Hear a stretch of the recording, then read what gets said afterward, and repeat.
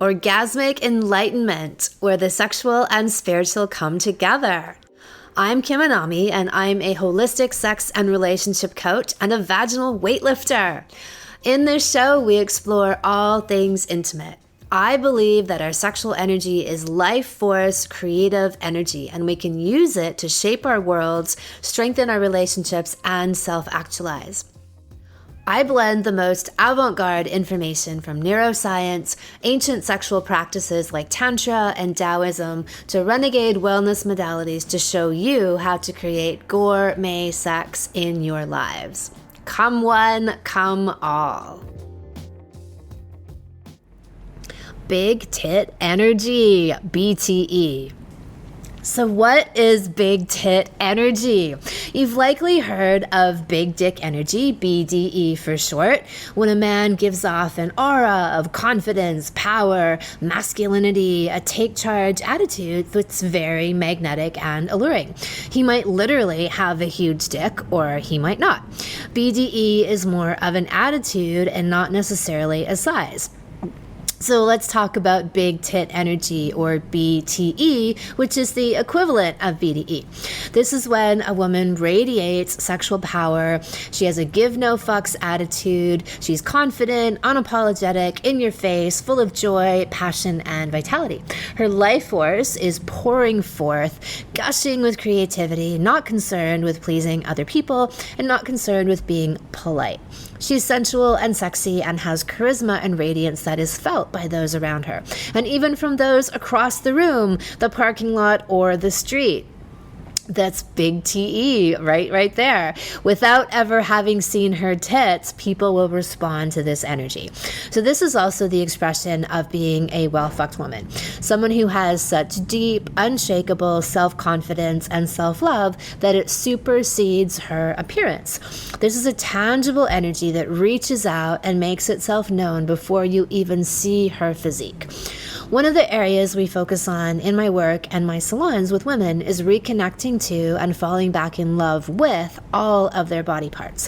When women's bodies become projector screens for other people, they often dissociate from this. And so this could be anything like the stomach, thighs, butt, vulva, and of course, the breasts.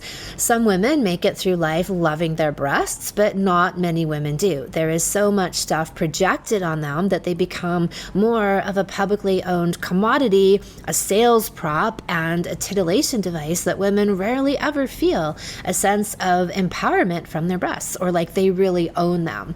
And that's why it can feel so easy to cut them up and to dissociate from them to the point where they are so cut off from the body, they literally get cut off in surgeries. Some women go through life feeling inadequate because they're too small, or they feel shy and reserved because they have naturally large breasts, which attract a lot of attention.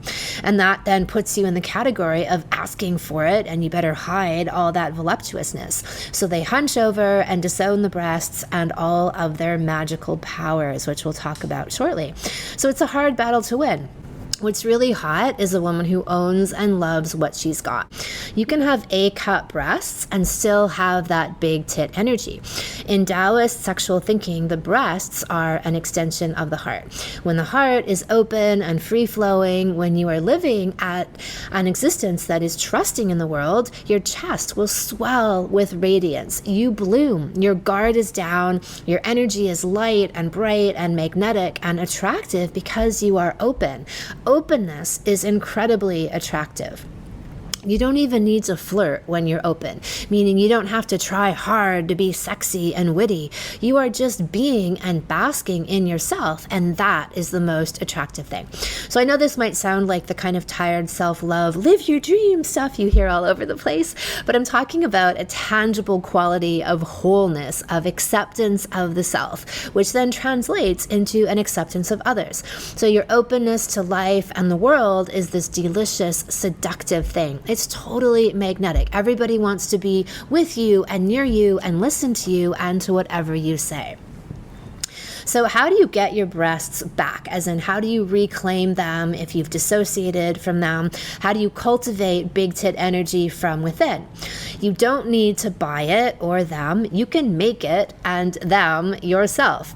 So the first thing I would say is a conscious reconnection to the breasts. So you take them back. You own what you've got, and you can even grow what you've got naturally.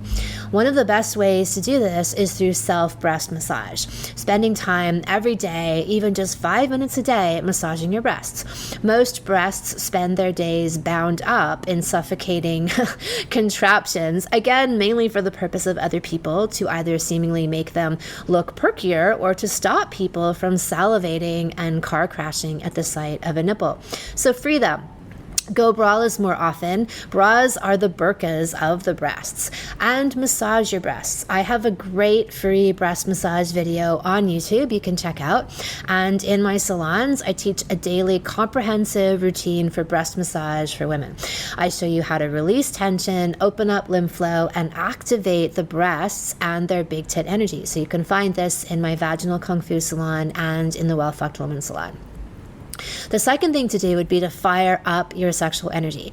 What I see over and over again in my work in my salons is whenever people have a disconnect with the breasts, so let's say they're too big, too small, not perky enough, if we fire up their sexual energy, so that means we get their energy flowing through the body so they begin to wear it and radiate it, then that energy shows up in every part of them, in their faces, their auras, and even their breasts. I have seen countless women's breasts grow. They get larger, fuller, firmer, and even more lifted. Yep, because now they are filled with all of this beautiful, luscious, potent sexual energy. And also because now they own all these parts of themselves, including their breasts. Part of this is loving and accepting them, and the other part of it is daring to truly wear them in the world and not feel like they are a body part that belongs to somebody else or is for the satisfaction of somebody else or is going to incur the judgment of somebody else. Well, your worth and your breast's worth is up to you. It's not contingent upon somebody else's opinion of them. And like I said, I've seen women grow breasts, lift their breasts, and fall madly in love with their breasts. So the breasts are the great alchemical metabolizer, not just physically, but energetically. When you're in tune with them, when you love and you own them, whatever you've got, you unleash their power. So their purpose is to help you process the information and experiences of your life and turn it into gold. This is exactly physically the correlation with creating breast milk, right? This is the most potent substance that a human can eat. And so they take whatever's in the body and then they convert it into this magical amrita, this manna from heaven, right? The most powerful substance we can possibly have, which is a great reason why to breastfeed your baby and give them the best food they could ever eat. No comparison to formula, absolutely not. So this is the true power and energetic purpose of your breast, is to take the dross and to alchemize it and turn it into gold. From a physical perspective and an energetic one, and even through toxins, right? The lymph in there filters through toxins and helps to release it in the body. So the third thing is looking at the breasts as a place to spend lots of time sexually. So not just a quick nipple tweak on the way down to the promised land of the vagina. No, breasts are often thought of, or not even breasts, I'd say nipples, as a brief layover before, continuing the journey down south. So you can unleash the orgasmic potential of the breasts by extended periods of time play. So there are several energy meridians running through the breasts, 6 in fact, and 3 of them are directly connected to the flow of sexual energy, including the kidney meridian. In Taoist thought, the breasts are thought to be the initiators of sexual arousal, and as I said, they are connected to the heart. So deep massage, loving touch, coupled with sexual energy, opens up these energy meridians so that chi and even sexual chi can flow much more easily through the breasts to the reproductive organs and the whole body.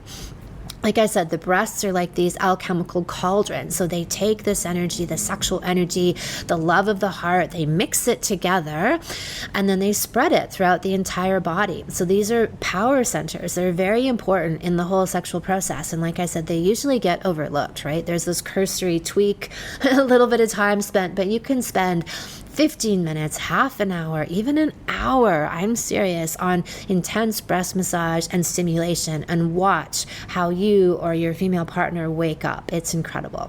So we know that women can have nipple-gasms, and it's even been shown that the nipples are connected to the clitoris and the vagina.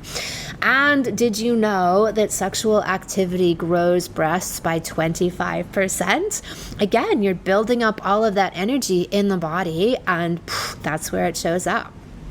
So somebody else to check out is Sam Blackie. She's on Instagram, Blacky. And I'm laughing because I'm remembering her tagline used to be big tits, comma, little eyebrows.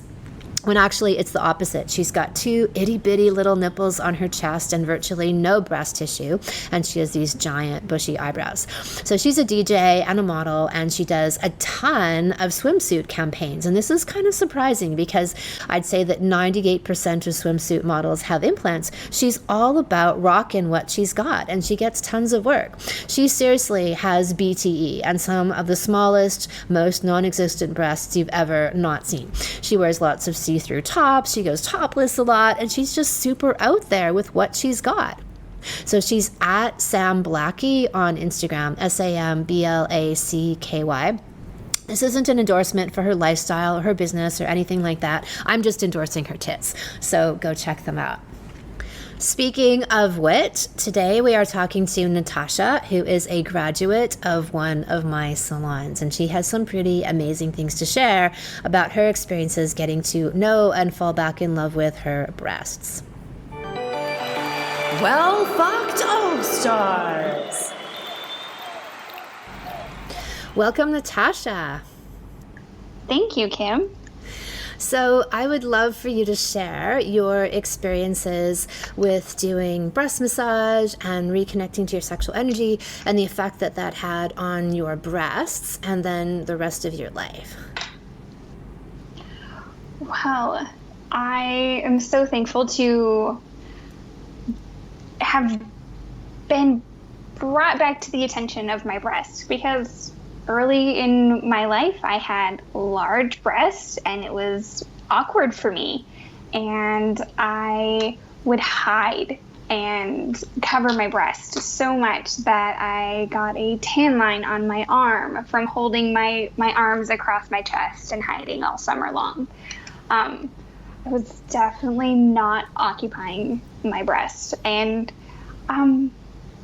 it's so sad, like, thinking back about how long I spent that way, and then reconnecting through the breast massage and occupying that space is so fantastic.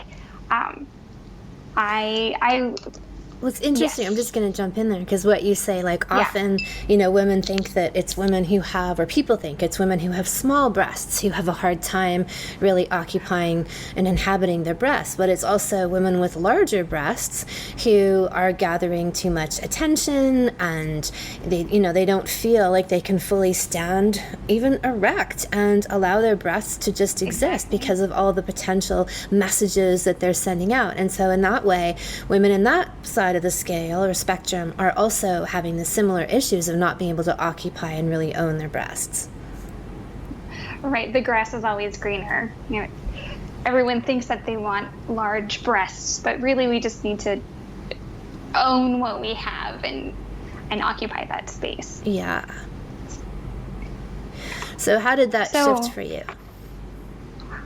So I stopped hiding and being scared, and I felt so much more joy in general in life. And what was that a result of? After doing the breast massage and connecting and really owning that heart space. And hope, because I came to your work after having a child, and my son was 4, and I still had saggy boobs, and I thought I was stuck. And everybody I knew that was a mother had saggy boobs, and I didn't want that for myself, and I was so scared that that's what I was going to be stuck with. And I'm not stuck with that. And so I started the daily breast massage. It in the shower or anytime I was changing my clothes, just do a few minutes of caring for myself and massaging my breast. And within, I think it was like a month, I was noticing the skin is firming up. It wasn't that thin, crepey, floppy, fold in half boob that that I had previously. And slowly over time, my breasts began to fill back out. And post nursing, I think I had dropped 2 cup sizes from prior to pregnancy. And then this brought me back to where I was, and in a very much happier space about them. And I still have that happiness about my breast, and I'm not covering and hunching and hiding with them. Right. And I think that, there's this whole movement right now to really accept exactly where your body's at. So some people might say, oh, why didn't you just accept your saggy boobs? But I feel like the sagginess, especially with women who've breastfed and had children, and I talk about this in my salon, so you probably remember that, but it's symptomatic usually of depletion, right? This essence and this energy of giving out so much. And that literally shows up as a depleted breast, right? This saggy, lifeless kind of breast.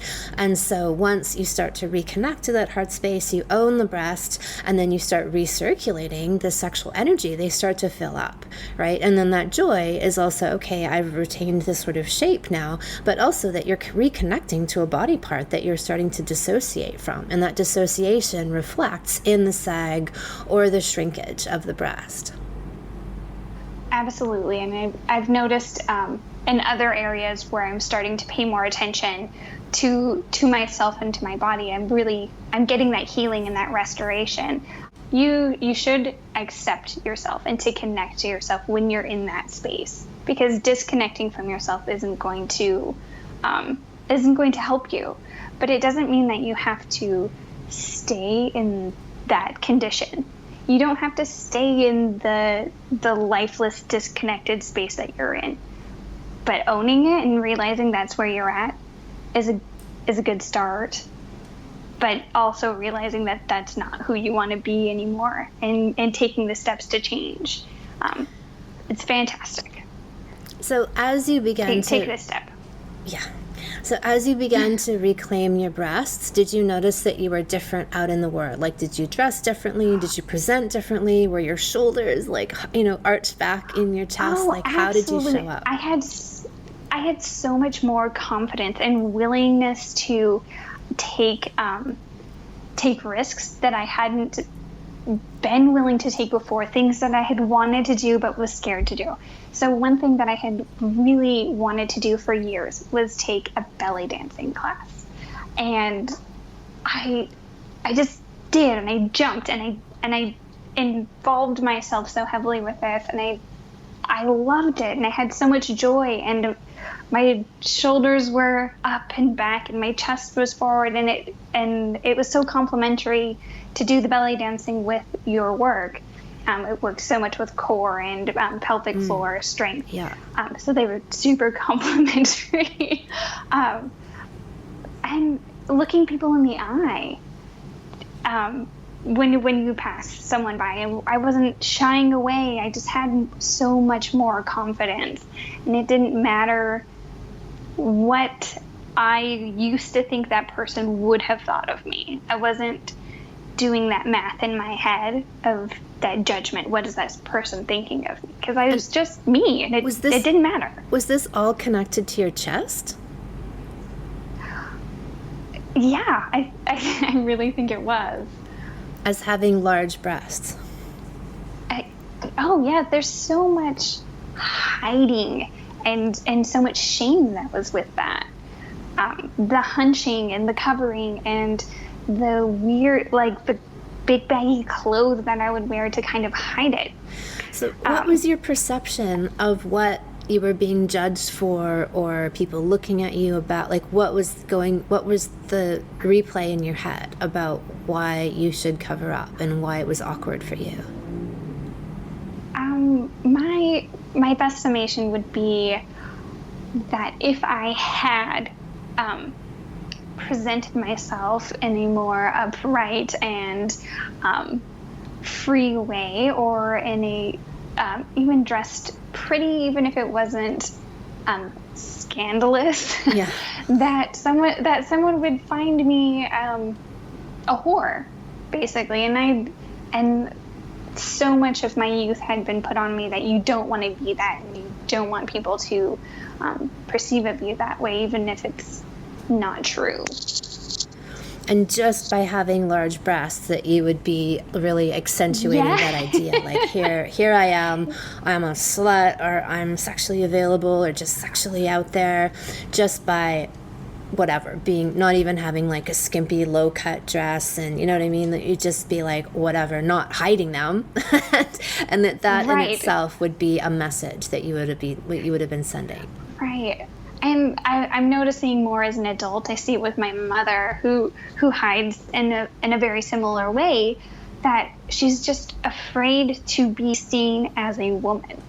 Our femininity is being kind of squished a little bit, and we're taking on a lot of masculinity. So to be powerful, we need to look masculine and to kind of hide that feminine part of ourselves.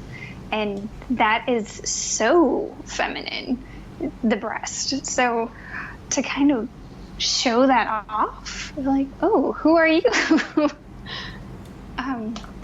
So I think it was just kind of hiding that feminine. And I would, even when I was younger and I was coming into having breasts, I would dress like a boy. Just so much more masculine, and have short hair. And now I have long wavy hair, and I wear dresses and show some cleavage sometimes. And it's so much more free and joyful than this scared, hiding. Well, absolutely, yeah. You just get to existence. be yourself without, and that's what I find is so crazy, is how much projection goes onto women's breasts. Right? Like how much of other people's ideas and thoughts are projected upon women's breasts, that they don't even really have the opportunity to just enjoy and own their own breasts.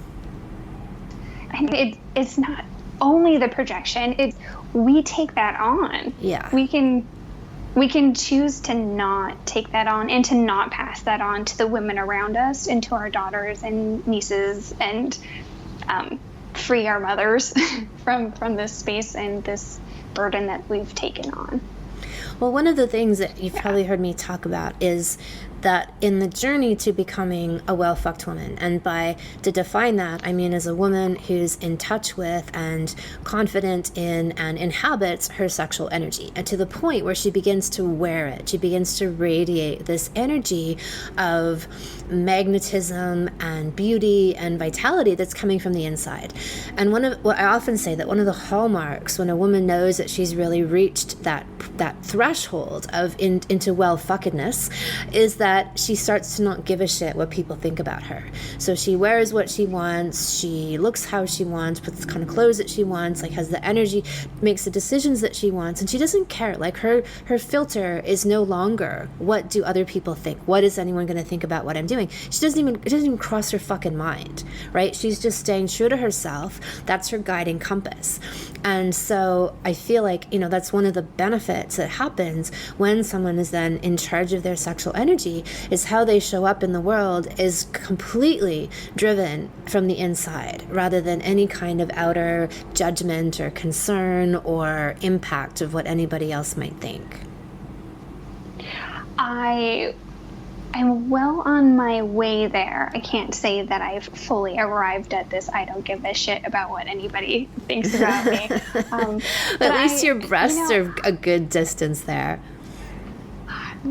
Exactly, and it's a journey, and I feel more decisive about what I'm wanting, and being willing to speak up for what I want, and to make the change in my wardrobe, and to be able to make those changes. I am clunky, and start and stop, and hesitate on decisions, but I'm headed that way, and I'm not scared of the path that I'm on. Fantastic. So as an additional, if you're into sharing this, like you also spoke about developing more awareness of your vagina and how your menstrual cycles were shifting through owning more of your sexual energy. So that was another area where you noticed a shift. To be aware of my vagina was mind-blowing. To just be aware of that while I'm driving down the road, or while I'm having a conversation or doing my work. And it got to the point where I was so lubricated, Kim, I had to change my underwear 2 or 3 times a day.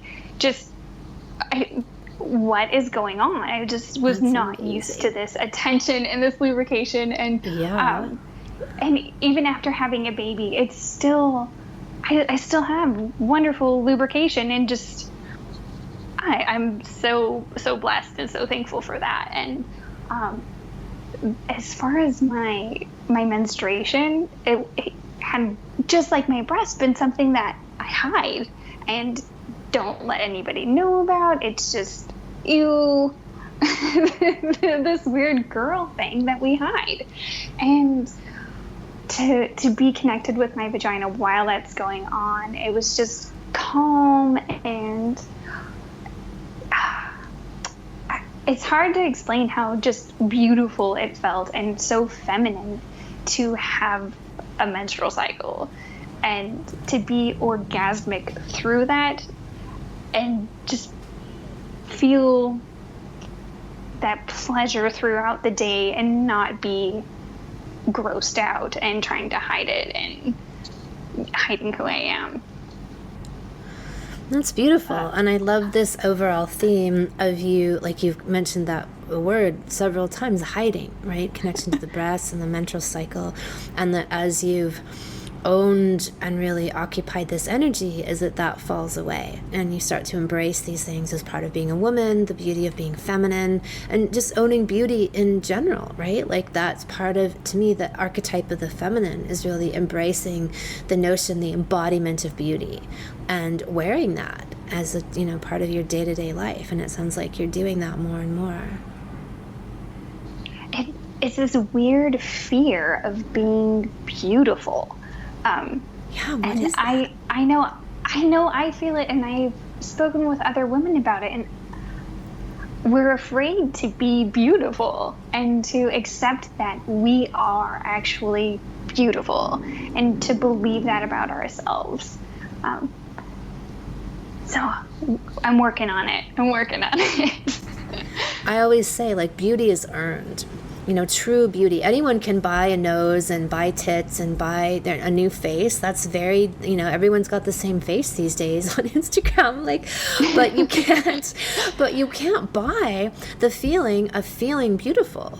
And, from the inside, you have to earn it. And to me, you earn it through going demon hunting and excavating your wounds and your traumas and your baggage, coming to a place where you fully own. And I think a big part of it is, owning your sexual self, because it's such a shunted, shamed, taboo part of ourselves, and such an integral, important part of ourselves. And when you own that and go through and work through your own inner stuff, you pull that all together. And to me, that manifests as a kind of beauty, or as pure beauty, right? Like you can see that in people's faces when they have a clear energy and aura about them, and they love themselves, and that radiates, and that's palpable.